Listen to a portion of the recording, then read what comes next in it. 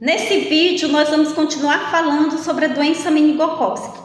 Então, pneumonias por meningococo têm sido relatadas, mas nesses casos é pouco comum a pessoa ter tido antes uma infecção respiratória superior por vírus e o prognóstico em geral, quando o paciente tem uma pneumonia por meningococo, o prognóstico é bom. A doença meningocócica ela evolui em aproximadamente 10 a 20% dos casos com herpes labial. Então, a pessoa que teve uma doença meningocócica, ela pode desenvolver herpes labial em 10 a 20% dos casos.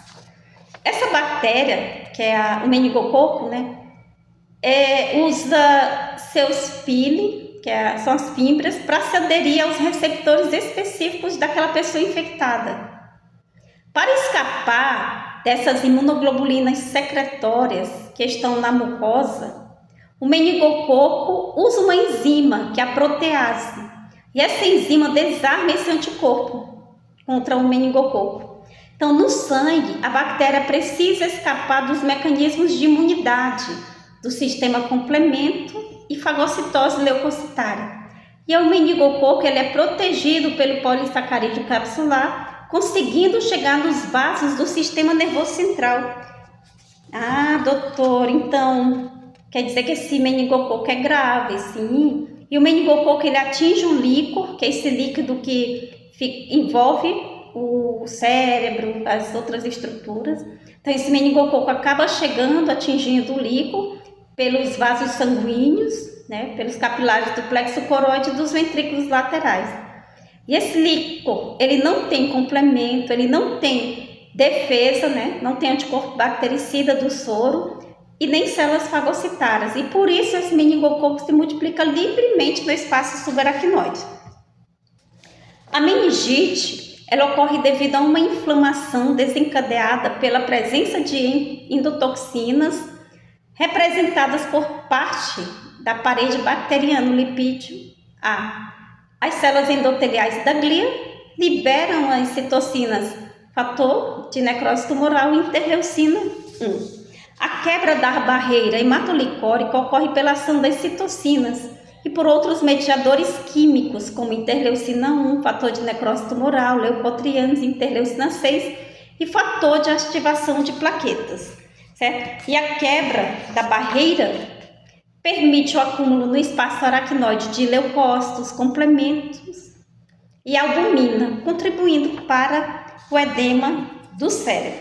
A inflamação intensa inibe a reabsorção de líquor, contribuindo para o aumento da pressão intracraniana e edema intersticial cerebral. E esse meningococo, ele causa inflamação nos vasos superficiais do cérebro, caracterizando a vasculite, predispondo à trombose, que consequentemente leva à isquemia do sistema nervoso central.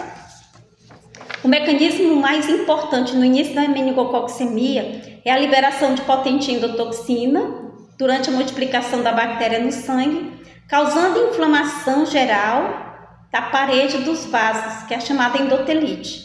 Como eu falei para vocês, essa parte aqui é muito parte conceitual, então preciso que vocês aprendam essa parte para a gente poder discutir os casos clínicos. Essa endotelite, essa inflamação ali dos vasos, ela provoca dilatação dos vasos, perda de volume, hipovolemia e também diminuição da pressão, levando consequentemente a vasoconstricção periférica na microcirculação, ou seja, diminui a pressão, o vaso sanguíneo ele vai se reduzir, vai ter uma vasoconstricção principalmente das extremidades. Essa doença pode também causar comprometimento em outros órgãos, como nas articulações.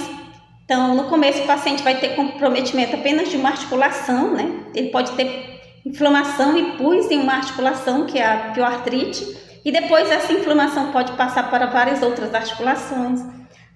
Pode ter também um paciente com doença meningocócica, pode ter inflamação do músculo do coração, inflamação do pericárdio, que é a membrana que envolve ali o coração. Ele pode ter também comprometimento do trato respiratório. E, doutora, quais são os exames que nós podemos utilizar para fazer o diagnóstico de doença meningocócica? Então, o exame bacteriológico com isolamento do meningococo, ele pode ser realizado a partir do sangue, líquido sinovial, líquido pleural, também líquido pericárdico. E a identificação do meningococo é muito importante porque permite a identificação do sorogrupo, do sorotipo e também do subtipo que está causando aquela doença ali naquele paciente. E essa identificação do meningococo, ela pode ser obtida através da pesquisa de antígeno no líquor, que é esse líquido que a gente tira da coluna, através de contra-imunoeletroforese, fixação de látex pelo ELISA, por radioimunoensaio e também por PCR. E, além disso, Mas, doutora, me tira uma dúvida. E qual que é a característica do líquor na meningite por meningococo? Porque eu fiquei nessa dúvida, eu fiquei curiosa agora.